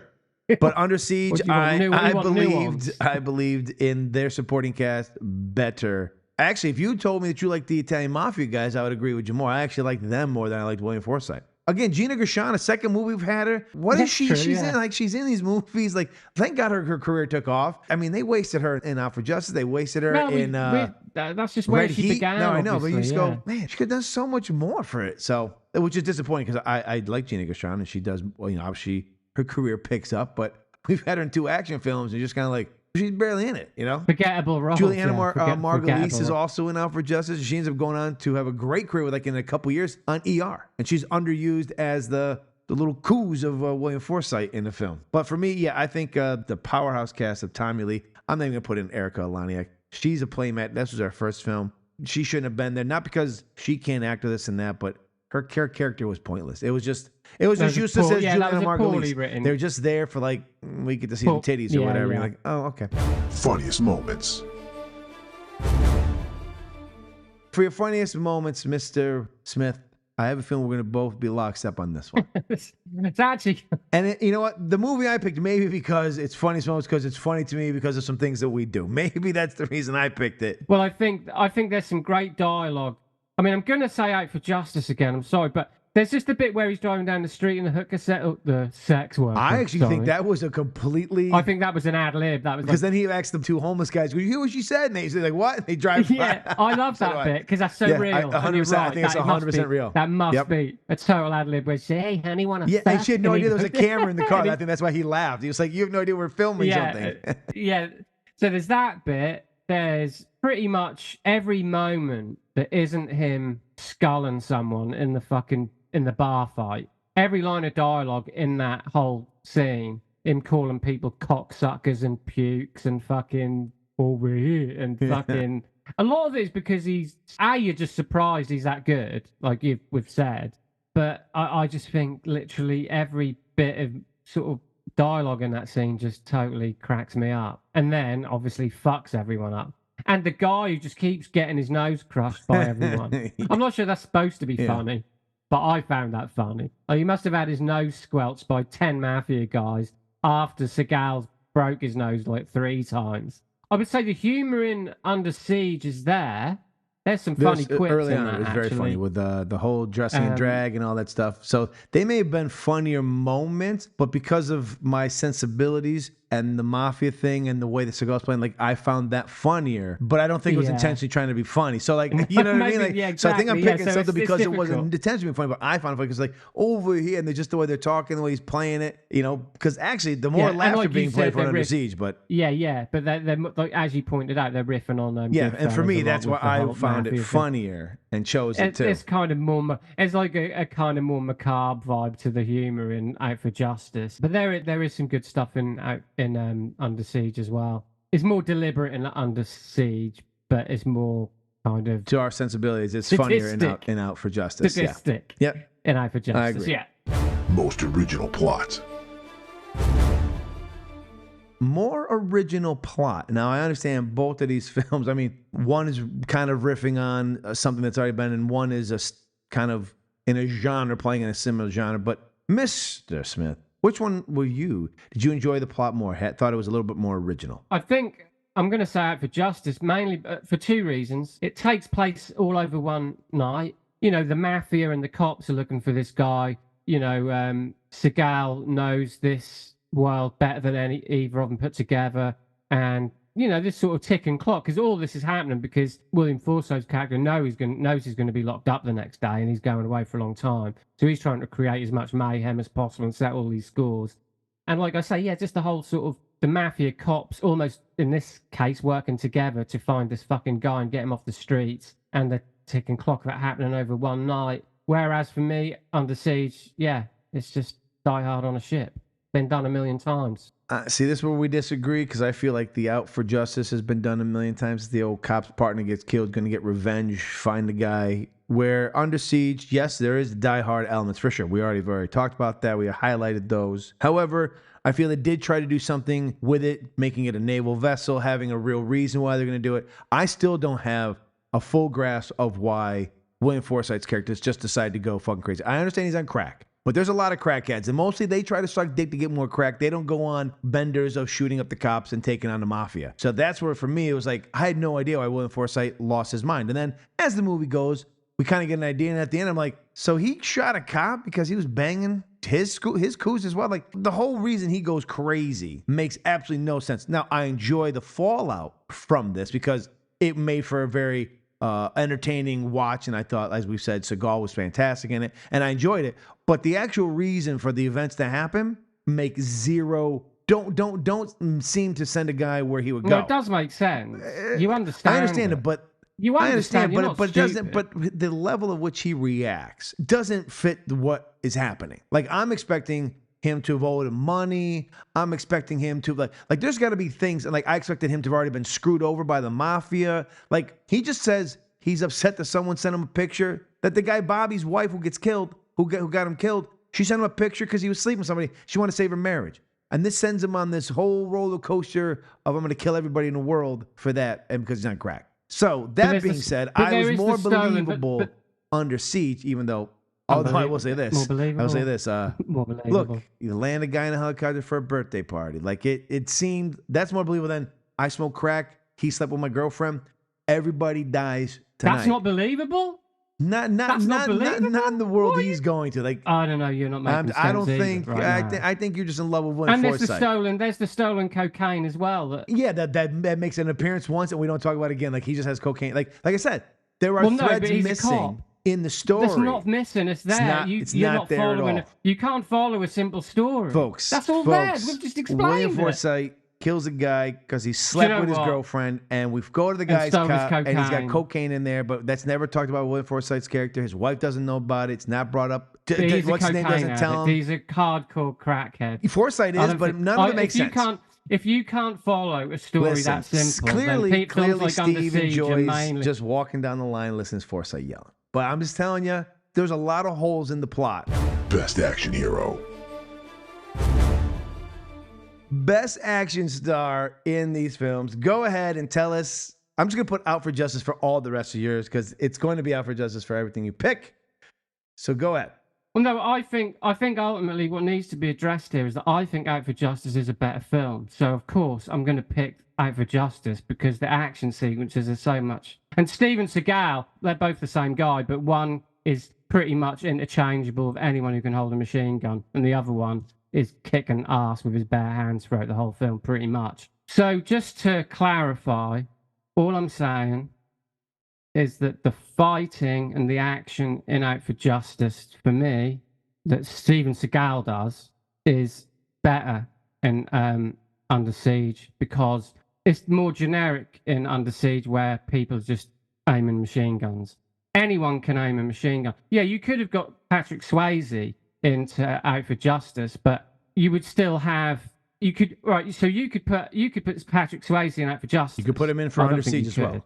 I would agree with that. Yeah. 100% he could have done Under Siege. Not only that though, but you could literally put anyone in Under Siege. You couldn't put just anyone in Out for Justice. That's all I'm saying. So we'll agree to disagree, but the reason I think Under Siege is I think he actually does an action role for the first time and not just a karate role for the first time, where I actually think he is an action star in Under Siege as opposed to a guy who knows martial arts and he's in there just to fight people because he knows martial arts. That's why I think he became an action star as he stepped out of his comfort zone of martial arts and then look what happened. Well, look, the ending's not his fault. The ending, I don't like the ending with the girl shooting Colmini. No, I mean his career. It's the Ponytail. Anywho, the best action star was always Under Siege. The better movie. I think we actually, surprisingly, I think we're both going to be lockstep. And I already know yours is Out for Justice because you already said that. But mine is as well for the reason of the ending. I like I said, both movies had some issues. For me, I wasn't a fan. The reason what happens in Out for Justice to me is still like, but the ending of Under Siege and then the girl ruined that movie for me. But what I think elevates it, even for me to even be talking highly about either of these, is how good Steven fucking Seagal truly was. I am still, less than 24 hours later, blown away by how enjoyable he is. It almost gives me, I'm not going to scratch this itch, but it almost gives me an inkling of going, when does the train come off the track? For I know he's good in Executive Decision because that's that surprise where he, spoiler alert, 20, 30 years later, where he saves Kurt Russell's character and he dies early in the film to save them and move it forward. So I know that that's a big turn for him. And then I guess he's, I don't know if he's good in Machete, but the movie was fun. But there's a moment where he just kind of, he falls off a cliff quickly, and it's just like Jean-Claude, it's a fall. That's it. There's no career reboosting. I think probably, this is an assumption here. I got a feeling after Under Siege 2 is probably things go a bit. I don't know that I've seen Under Siege 2, so maybe if you remember it, is it any? I'm sure I have. Good? I'm sure I have. The poster for both movies, you look at the one for Under Siege, you go, all right, that looks pretty cool. You look at the one for him hanging off a train, you're kind of going, I don't know. I'm not buying this train thing. Yeah. Like I said, I think Out for Justice is a better film. Although, Out for Justice is a B movie. Mm-hmm. Under Siege is a legit cinematic. I'm not saying Out for Justice wasn't released on theaters, but it's a more legitimate sort of, theatrical. Out for Justice is a Seagal vehicle, and this is a Seagal vehicle, but they're trying to push it by you knowing the supporting cast, and you go see it, and then you'll fall in love with Seagal's their hope. See, this is the thing. Under Siege is really the studio saying Seagal's capable of being a legit theatrical kind of property, that we can. And I think that's to the detriment, really, because what he does physically in Under Siege could have been done by a lot of other people. So I just feel like the pizzazz of Out for Justice just elevates it a bit to me. And the winner is Steve scores the showdown 6-0 in favor of Out for Justice, while Scott scores at 4-2 in favor of Under Siege, meaning we currently have a draw. So in the event that there's a draw, we go to the show's average letterbox score of each film based on Steve and Scott's ratings to decide our winner. And the winner, with an average show letterbox score of 3 stars, is Out for Justice. And that brings us, as we're slowly getting closer to the end of this. This is quite scary. It is. We are about to induct 75 through 78 into our top 100 films of all time. The Cheeky Basterds top 100 films of all time.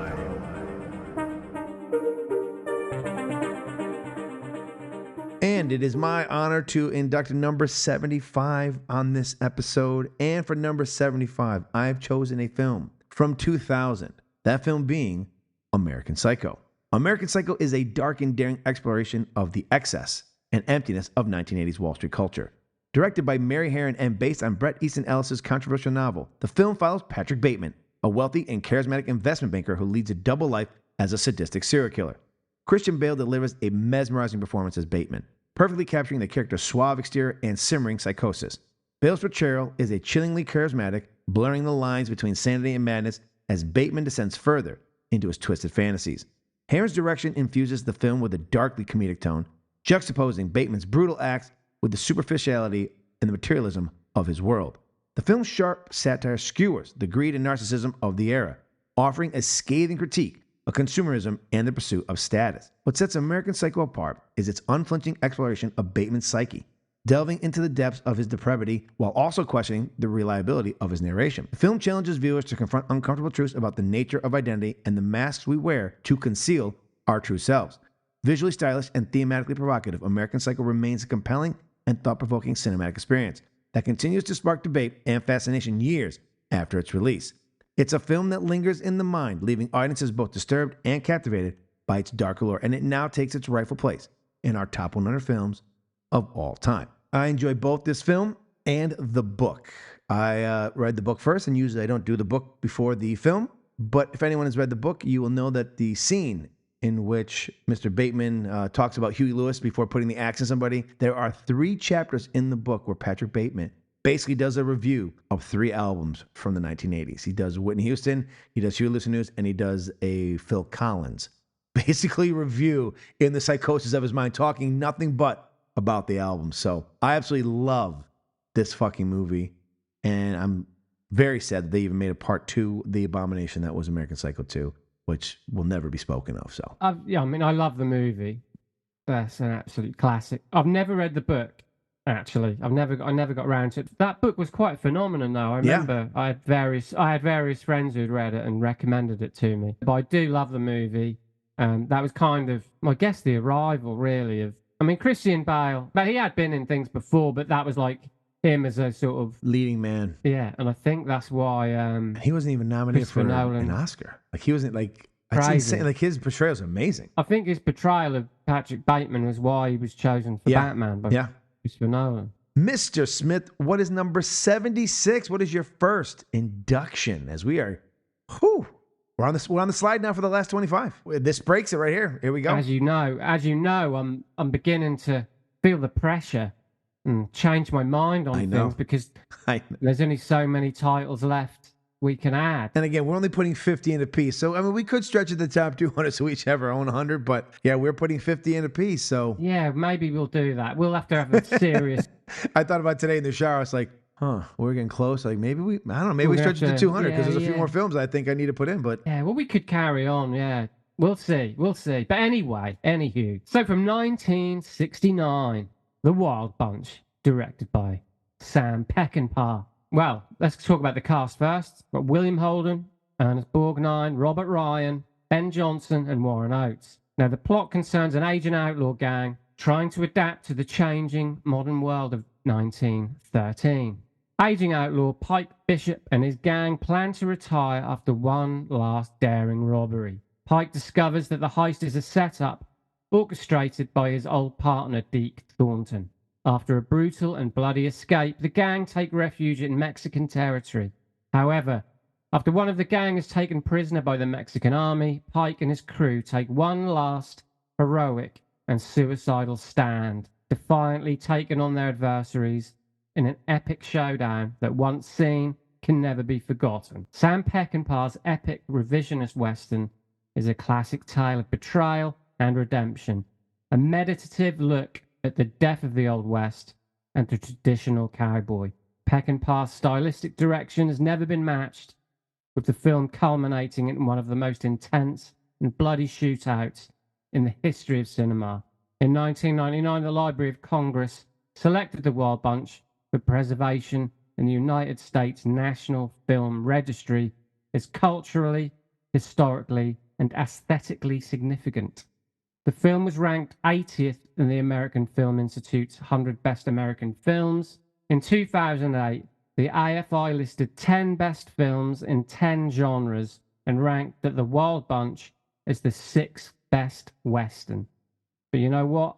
Fuck all of that shit, because Sam Peckinpah's The Wild Bunch can now proudly join the ranks in the Cheeky Basterds top 100 films of all time. I saw The Wild Bunch because of Sam Peckinpah and because of Tarantino when I was younger, being a fan of it. So I went and saw it, and it is one of my favorite old Westerns. That makes sense? Like, there's newer Westerns I like, but there's the old Westerns. I fucking love The Wild Bunch. It is fucking awesome. I mean, that and Straw Dogs, 2 films that are just scintillatingly good. Just really good. He's an amazing director. I actually watched Straw Dogs last week again. A very angry film. You know, it's a tough film to get through. It's got some tough. The rape scene alone throws you off because it's filmed in a way that has some real realism to them. And I don't know that people in today's. I mean, I know they did a remake, but they didn't do it justice because they never do. They never can stick with what worked. I mean, when that woman's getting raped and she goes from victim to enjoying it, just fucks with your head. Back to victim again. Fucks with your head. But that film is doing that deliberately. It's fucking with you. That movie is fucking with you throughout the whole length of the film.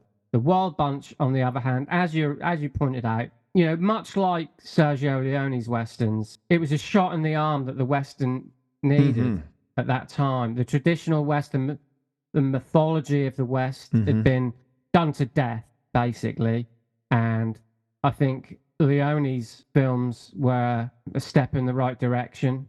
I wouldn't necessarily say Peckinpah was probably as influenced by Leone as a lot of directors were. I think that kind of film then allowed a certain change in perspective. It was more universally accepted to make a change like that. Well deserved to be in here. Speaking of some people playing in some morally ambiguous areas, my next induction, our 77th, is from 2011, Drive. Drive is a sleek and stylish neo-noir thriller that pulses with intensity from start to finish. Directed by Nicholas Winding Refn and based on James Salis' novel, the film follows a nameless Hollywood stuntman played with quiet intensity by Ryan Gosling, who moonlights as a getaway driver. Gosling's performance is magnetic, conveying a brooding yet enigmatic presence that draws viewers into his character's world. With minimal dialogue, Gosling's stoic demeanor speaks volumes, conveying a sense of depth and complexity beneath the surface. Refn's direction is masterful, blending moments of quiet introspection with bursts of visceral action. The film's atmospheric cinematography and pulsating synth score creates a hypnotic mood that immerses viewers in the gritty underbelly of Los Angeles. At its core, Drive is a character study that explores themes of isolation, redemption, and the consequences of violence. The supporting cast, including Carey Mulligan, Bryan Cranston, and Albert Brooks, deliver stand-up performances that add layers of intrigue to the narrative. What sets Drive apart is its unique blend of art house sensibilities with genre thrills. The film defies easy categorization, seamlessly blending elements of romance, crime, and existential drama to create a cinematic experience that is both visceral and thought-provoking. Drive is a modern masterpiece that captivates audiences with its stylish visuals, electrifying action sequences, and hauntingly atmospheric mood. It's a film that lingers in the mind long after the credits roll, solidifying its status as a cult classic in contemporary cinema, and it now proudly resides in the Cheeky Basterds' top 100 films of all time. As you can see, my picks this month were two characters that are violent. I know Ryan Gosling has gone on to do a lot of good films, but I think this is one of my favorite roles, if not favorite roles, of him, due to the fact he's able to pull off this silent person and just emote with his physicality. And when the violence happens, the violence is fucking intense. And Albert Brooks as a villain is just really well done. Uh-huh. Yeah, it's a great film. I call this sort of film art exploitation. You know, yeah, where, I would agree. As you pointed out, you know, there's an art house sensibility balanced with basically like a B movie, but just elevated because of the artistic style. Oh, I love this movie. Love the music in this movie. Oh, the soundtrack's spectacular. The soundtrack is so good. I mean, obviously Ron Perlman's great in this, but yeah, spectacular. Everyone is though. Everyone's great. So yeah, let's close this out. Number 78. Whew, we're 22 away from the finish line. Jesus Christ! We got 6 more episodes till we hit it. 6 more. That's insane. That's insane. So from 1959, directed by Howard Hawks, Rio Bravo. Rio Bravo is a superior American Western, a traditional Western, the very definition, really, of a traditional Western, directed and produced by Howard Hawks, written by Jules Thurfman and Lee Brackett, based on the short story Rio Bravo by B.H. Campbell, who was actually Hawks' eldest daughter, Barbara Hawks McCampbell. The film stars John Wayne as Texan Sheriff John T. Chance, who arrests the brother of a powerful local rancher for murder and then has to hold the man in jail until a U.S. Marshal can arrive. Now, in Rio Bravo, Chance is surrounded by allies. A deputy who is brave and good with a gun despite recovering from alcoholism by the name of Dude, played by Dean Martin in arguably his best role, a young, untried but self-assured gunfighter Colorado, played by pop idol Ricky Nelson in a surprisingly solid performance, a limping, loyal, crippled old man named Stumpy, played by genre stalwart Walter Brennan, a Mexican innkeeper Carlos, played by stand-up comedian Pedro Gonzalez, and an attractive young woman, Feathers, played by a young and adorable Angie Dickinson. All these characters end up helping Chance hold off the Ranchers gang in a fantastic and exciting action set piece at the film's finale. Now, the film was made as a response to High Noon, which is sometimes thought to be an allegory for blacklisting in Hollywood, as well as a critique of McCarthyism. John Wayne would later call High Noon un-American and say he did not regret helping run the writer Carl Foreman out of the country. Director Howard Hawks went on the record to criticize High Noon by saying, "I didn't think a good sheriff was going to go running around town like a chicken with his head cut off asking for help, with his Quaker wife finally having to save him." A huge influence on John Carpenter, who used Rio Bravo as the groundwork for his cult action classic Assault on Precinct 13. In fact, Carpenter even used John Wayne's character name of John T. Chance as a pseudonym for himself as the editor of Assault on Precinct 13. Rio Bravo is a truly fantastic Western, directed by a true master and populated with an unorthodox cast. It's a deliberately paced hangout movie that's endlessly rewatchable, and now joins the creme de la creme of cinematic masterpieces in the Cheeky Basterds top 100 films of all time. So yeah, we've gone from the New West. The Old West. And the sad thing is, unfortunately, I don't know how many people below maybe millennials will know some of these films or even seek them out like we did. I'm hoping that the cinematic landscape, the fervor and the fury that people have for passion of films will continue, and that these films won't quietly go into the night and people forget about them. But hopefully, podcasts like this and other sources will keep them alive, and you will scout them out and check them out to see if we're just full of shit and these don't deserve to be in any list. So you should check them out for yourself. And that list for this month, as we have 75 through 78, is from 2000, American Psycho, from 1969, The Wild Bunch, from 2011, Drive, and from 1959, Rio Bravo.